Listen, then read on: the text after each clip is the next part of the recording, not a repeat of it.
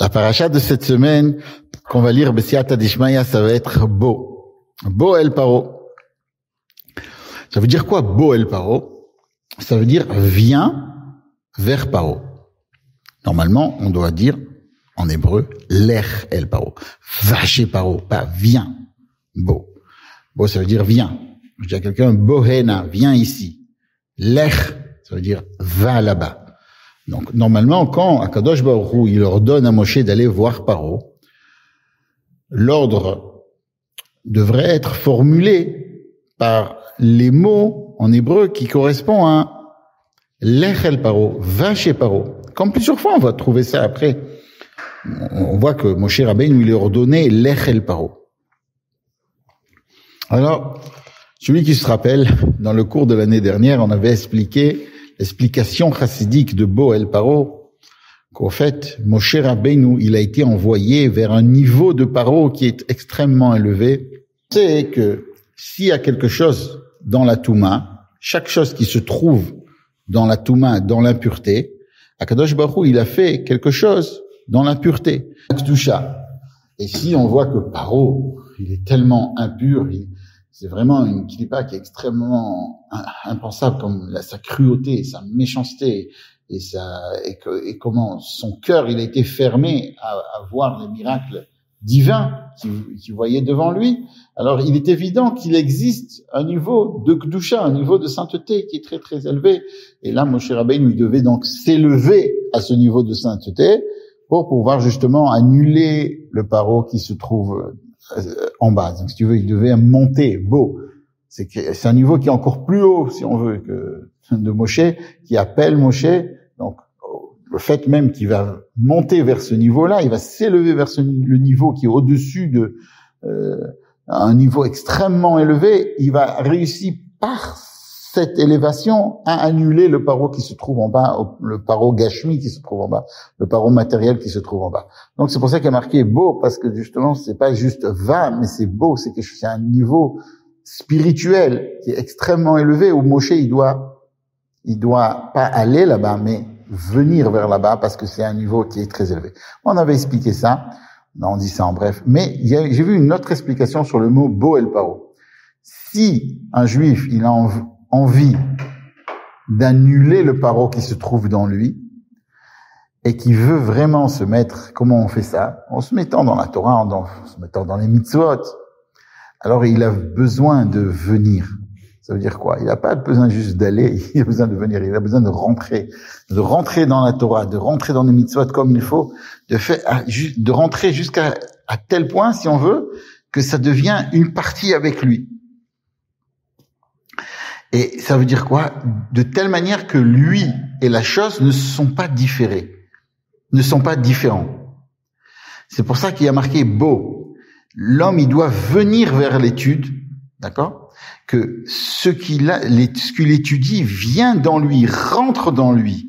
Et ça va devenir une unité. Et si il arrive à faire une unité, alors, à ce moment-là, Akadosh Baruch Hu peut amener Bezrat Hashem la Géoula Ametit V'Ashlema. Dans le parachat de cette semaine, on va nous parler de quelque chose de très intéressant. On nous parle comme ça que Akadosh Baruch Hu, il a donné au peuple juif, juste avant la sortie d'Égypte, 2 mitzvot. Deux mitzvot. C'est quoi les 2 mitzvot qu'on a reçus? La première mitzvah, c'était la mitzvah de Mila.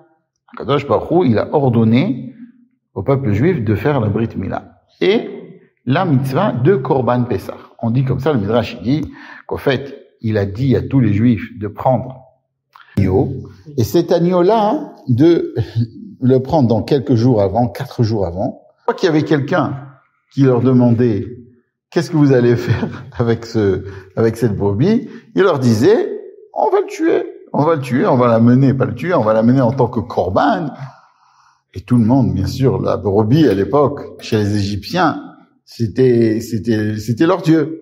D'accord? De même que maintenant, les Indiens, les hindous, ils ont leur dieu, ils ont la vache, je sais pas si c'est leur dieu, mon travail, ils vénèrent la vache.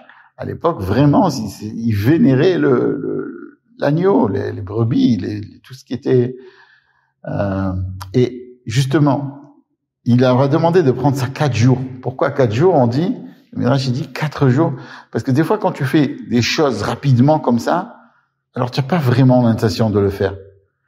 Et comme Akadosh Baruch Hu, il voulait que le peuple juif fasse sortir l'Égypte d'eux-mêmes, non seulement de sortir d'Égypte, mais fasse sortir l'Égypte qu'ils avaient dans eux, d'eux-mêmes. Donc il leur a demandé de prendre l'agneau, qui était donc quelque chose qui était vénéré par les Égyptiens, et de quoi faire avec, et de dire à tout le monde que ils allaient donc l'amener en tant que sacrifice à Akadosh Baruch Hu. Donc, si on veut, ça c'était une mitzvah. Et on dit que quand ils ont amené ça en tant que sacrifice, quand on a dit ce sacrifice-là, il devait être rôti. Bon, rôti, ça a une odeur, tout le monde entend. Il devait être entier. On peut pas dire, parce que si on le fait pas entier, on peut dire non, c'était un morceau de vache, tu vois. Ça devait être entier, ça devait être rôti. Et c'était amené en Nissan. Nissan, c'est le moment où le soleil, il commence, c'est la nature qui commence à sortir. C'est le moment où les Égyptiens, eux, qui travaillaient le soleil, etc. Donc, vraiment, ils ont pris l'Avodah Zara, d'accord, des Égyptiens, et ils l'ont sacrifié. Ils l'ont mis, et on dit non, ça, c'est pas une Avodah Zara, on peut le sacrifier, et on va le donner à Kadosh Baruch. C'était quelque chose d'extraordinaire. C'était la première mitzvah qu'ils ont reçue. La deuxième mitzvah, c'était quoi? De faire le Brit Mila. On dit que quand Moshe Rabbeinu, il a commencé à rôtir le Korban Pessah, ça sentait très très bon. Et c'était, Kadosh Baruch Hu, il a fait quelque chose de spécial que tout le peuple juif sente. C'était une odeur extraordinaire, c'était une odeur qui venait du Gan Eden. Et là, à ce moment-là, les gens, ils ont dit, on veut peut-être manger, nous aussi, un petit peu de ce rôti, du Korban Pessah, du sacrifice de Pessah. Moshe Rabbeinu a dit, non. Celui qui veut manger, il peut pas être Harel. Il peut pas avoir le Brit Mila. Il peut pas ne pas avoir de Brit Mila. Il dit, d'accord, on va faire le Brit Mila. Tellement, c'est un midrash comme ça. Tellement il voulait manger ce Korban.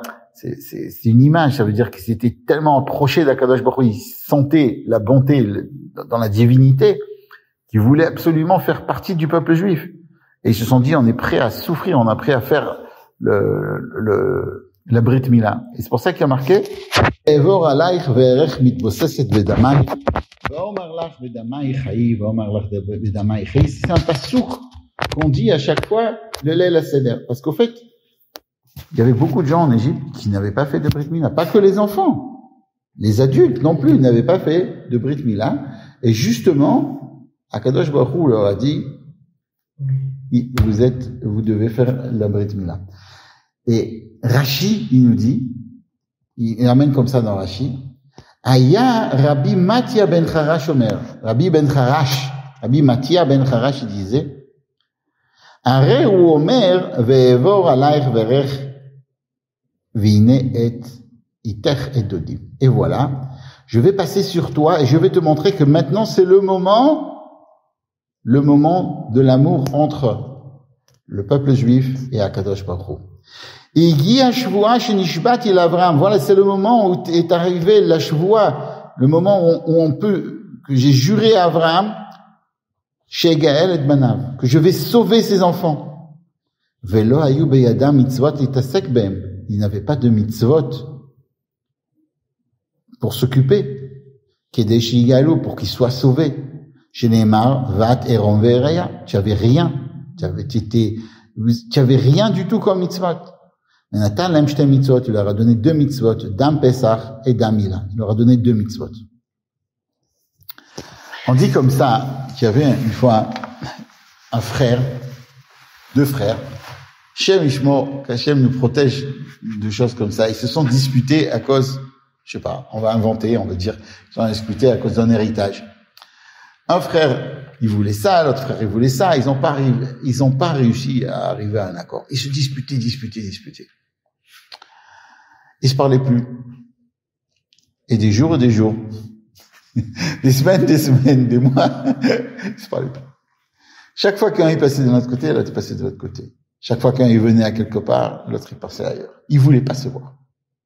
Et voilà que un des frères marie sa fille Bon, il veut absolument que son frère vienne. Il se dit, je peux l'inviter, mais il va pas venir de toute façon. Mais il se dit, bon, c'est pas grave, je vais l'inviter quand même. Il envoie une invitation. Et il dit, voilà, le mariage, ça se fera, on va dire, Yutchvat. Ça sera Yutchvat. Ou au palais du Congrès. Bon. Le petit frère, il ouvre l'invitation, il voit Yutchvat, palais du Congrès. Quoi, mon frère, il marie. Jamais j'irai à son mariage, jamais. Bon. Yutchvat arrive. Et il se dit, ouais, il veut que je vienne, hein, mais je viendrai pas. Qu'est-ce qu'il fait? Il s'enlève ses habits, il se met en pyjama. il se met une grande couverture, il met des boules qui est pour pas entendre de bruit, pour que personne ne le dérange. Et il dit à sa femme, il dit, que personne me dérange, je dors maintenant. Sa femme me dit, quoi, à 8 heures tu vas te coucher? À 7 heures tu vas te coucher? Ouais, je vais me coucher. Bon. Il me dit, il se dit comme ça, si je me couche pas, après je vais avoir des remords, etc. Je veux passer cette nuit, je sais que j'ai réussi à pas aller au mariage de mon frère. Bon. Son frère, il voit que son frère ne vient pas, le grand, il voit que le petit ne vient pas, il sait, bon, il faut faire quelque chose. Il va voir un violoniste, il lui dit, écoute, il y a un nigoun que mon frère, le petit frère, il adore, je sais, il aime beaucoup cette musique. Du temps de mon père, on le chantait ensemble, va lui faire ça va lui chanter ça juste dessous sa fenêtre, et tu verras, ça va l'amener ici. Et le violoniste, c'est ce qu'il fait. Il vient dessous la fenêtre du frère qui était en pyjama, il se met à jouer le violon, et c'était un violon qui était tellement beau, tellement extraordinaire, c'était un chant qui était tellement extraordinaire, malgré toutes les boules qu'il avait mis dans ses oreilles, il a décidé, c'est pas possible, je dois écouter ça. Il enlève, il écoute, et plus il écoute, comme ça, il se réveille. Il dit, oui, c'est vrai. Mon père, il se rappelle du père. Mon père, il n'aurait jamais voulu que je fasse ça. Il était tellement émerveillé comme ça. Il sort de son lit. Il dit, je vais au mariage de mon frère. Il va au mariage du frère. Et là-bas, il chante, il danse, il est content. Tout le monde le regarde bizarrement comme ça. Je comprends pas pourquoi les gens le regardent bizarrement, mais à la fin du mariage, le grand frère vient le voir et dit, tu sais, je suis vraiment content que tu es venu. Mais vraiment content que tu es venu. Mais juste une petite chose qui est un petit peu dommage, mais bon, écoute, tu es venu, c'est l'essentiel. Je dis, quoi, qu'est-ce qui est dommage? Non, je préfère pas, je préfère finir, je te dire quelque chose de bien. Qu'est-ce qui est dommage? Que tu es en pyjama. En fait, il était venu, il avait même pas remarqué qu'il était venu en pyjama, c'est pour ça que tout le monde le regardait. Ça, si on veut, c'est ça ce que Akadosh Baruch Hu ne voulait pas que on est en Égypte, qu'on sort d'Égypte. Il voulait pas qu'on sorte d'Égypte avec un pyjama. Il voulait nous donner un petit habit. D'accord? Comme on sait que les mitzvot, c'est un levush au nefesh. Il voulait nous donner 2 mitzvot. Il pouvait attendre un petit peu, de donner 613 mitzvot. Mais il voulait qu'on sorte d'Égypte avec quelque chose. C'est pour ça qu'il nous a donné ça. D'un Mila et d'un Pessah. Les 200. Et ces 200, ils se sont mélangés. Et grâce à ça, par le biais de ces 2 mitzvot, on est sorti d'Égypte. On n'est pas sorti sans rien. Donc, si on veut, ça, c'est ce que Rabbi Matia Ben Harash veut nous dire. D'accord? Il veut nous dire il voulait pas qu'on arrive en pyjama. Il voulait pas qu'on arrive en pyjama au matin de Torah, au don de la Torah, à la sortie d'Égypte. Il voulait qu'on ait quelque chose. Il voulait que quand on va sortir d'Égypte ou quand on va recevoir la Torah, on ait quelques mitzvot. De quoi s'habiller, qu'on vienne comme il faut. Il nous dit de remarquer que celui qui, Rashi, quand il ramène, normalement, il ramène une explication sans donner le nom de la personne qui a dit ça dans le Midrash. Et ici, Rashi, il mentionne, il dit, qui c'est qui a dit ce chidouche-là? Qui c'est qui a dit cette dicton-là? C'est Rabbi Matia Ben Harash. Alors, si Rashi ramène que c'est Rabbi Matia Ben Harash qui a dit ça, c'est qu'il voulait nous dire quelque chose de spécial. Qu'est-ce qu'il voulait nous dire? Rabbi, il dit que dans la Gemara de Sanhedrin, page Lamed Bet, cœur, le cœur, d'accord? Il y a marqué que celui qui veut étudier la Torah, il doit aller chez les Chachamim. Donc, on peut aller, une possibilité d'aller étudier la Torah chez Rabban Gamiel ou à Yavne, puisqu'il habitait à Yavne. Celui qui veut aller étudier la Torah de Rabbi Akiva, il doit aller à Bnei Brak. Et la Gemara dit, celui qui veut étudier la Torah de Rabbi Matia ben Charash, il doit aller où? À Rome. Donc, c'est quand même intéressant. Pourquoi Rabbi Matia ben Charash, il est allé enseigner la Torah à Rome? Ok? Pourquoi il a été à Rome? Il n'y avait pas d'endroit ailleurs qu'à Rome. Alors, on dit comme ça, que si Rabbi Matia ben Charash, il a voulu aller à Rome, c'est tout simplement parce qu'il voulait aller jusqu'à Rome pour qu'il y ait des Juifs à Rome qui puissent étudier la Torah en Mitzvot. Donc on comprend, c'était qui Rabbi Matia ben Charash? Rabbi Matia ben Charash était quelqu'un que non seulement il voulait pas que les gens arrivent en pyjama, il voulait que même ceux qui sont vraiment en pyjama enlèvent leur pyjama. Même les gens qui sont à Rome, c'est-à-dire des Juifs qui sont arrivés à un niveau d'aller à Rome, à l'époque, c'était pas l'endroit où il y avait les plus grands Talmidei Chachamim, mais même là-bas, il a voulu amener la Kedusha, il a voulu enlever les pyjamas de tous les Juifs et mettre des beaux habits. On peut dire, ça, c'est une des raisons qu'on lit très souvent Parashat Bo, on va le lire Yud Shvat. Pourquoi, quel rapport entre Bo et Yud Shvat? Justement, dans Parashat Bo, on va nous donner 2 mitzvot. On va nous dire, un Juif, il doit faire 2 mitzvot. Il doit faire quelque chose. Il doit faire quelque chose pour enlever son pyjama. Et ça, c'était ce que le Rabbi voulait. Le Rabbi Rayatz, à chaque fois, il faisait. Il essayait de descendre. Où il est venu habiter, le Rabbi Rayatz? Il est venu habiter en Amérique. D'accord? Et le Rabbi, il a continué ça. En Amérique, c'était pas les endroits où il y avait les gens les plus, à l'époque, surtout, les gens les plus froum, les plus Shomer Torah Mitzvot qui existaient dans la planète. Donc, normalement, il aurait dû préférer, Bnei Brak ou Netivot ou, non, le Rabbi, il a compris très très bien que s'il veut, là où il doit être, pour influencer le plus de monde à enlever leur pyjama, c'est en Amérique. Ça, c'est l'endroit. Et c'est pour ça que le Rabbi, il a fondé Miftzat Tfilin, Miftzat Torah, Miftzat Mezuzah, Mitzvat Tzedaka, Miftzat Bait Malé Sfarim. Donc, il a dit à tous les Juifs de mettre la tuile. En tout, il y a eu chaque fois, le Rabbi venait, à chaque fois, il proposait aux Juifs de Miftzat Tfilin, de mettre les Tfilin aux gens. La Torah, c'est d'étudier la Torah, Mezuzah, que chaque maison ait une mezuzah, et de s'occuper de ça, de faire que les gens qui n'ont pas de mezuzah, le Rabbi parlait commence à mettre des mezuzahs, Miftzah Bait Malé Sfarim, Nerot Shabbat Kodesh, Tarat HaMishpacha, Kashrut, Ahavat Israël, tout ça, c'est à chaque fois, c'est que le Rabbi, il a voulu nous habiller. Comme ça, quand Tavshin Mem Aleph, en 1981, il y avait un chaliach de Eretz Israël qui s'occupait donc d'acheter des affaires militaires en Amérique, d'accord? Et donc c'était quelqu'un qui travaillait pour le Misrad HaBitachon. Et il a écrit une lettre et il a demandé au Rabbi qu'il lui une bracha au Rabbi. Comment il a fait passer cette lettre-là? Il a fait passer par monsieur Menachem. Il y avait un bachour à l'époque qui s'appelait Menachem Brod, qui étudiait au 770, qui connaissait bien cette personne-là, qui travaillait dans le commissariat d'Abitachon, au ministère de la Défense israélienne.